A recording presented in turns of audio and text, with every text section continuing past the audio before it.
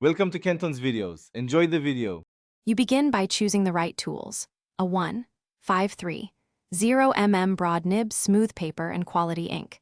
Once ready, rotate the paper about 15 degrees and hold the pen at roughly a 45 degrees angle. This creates consistent contrast between thick and thin strokes. Start with warm-up drills, vertical downstrokes, thin upstrokes, and ovals. Then, lightly pencil a baseline and X height for the word index so you can place letters evenly. Make the first downstroke deliberate and confident. This sets the whole piece.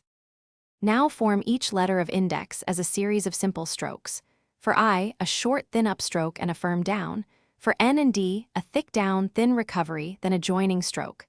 Maintain pressure on downstrokes and release on upward strokes so thicks match across letters. Connect letters with smooth, single-stroke joins whenever possible. Avoid heavy retracing. Keep ascenders and the X height consistent by referencing your pencil guides. Once the word flows, step back to evaluate rhythm and negative space between letters. Finish by refining stroke endings and cleaning junctions with controlled, small lifts. Add a modest flourish to the tail of the final letter if it balances the composition. Let the ink dry completely before erasing pencil marks to prevent smears. If strokes look uneven, troubleshoot. Check and adjust your pen angle, alter pressure on downstrokes, or swap the nib if it skips. Practice the troublesome letter slowly, then increase speed. With each repeat, you'll train muscle memory and achieve a single, reliable method for writing an index.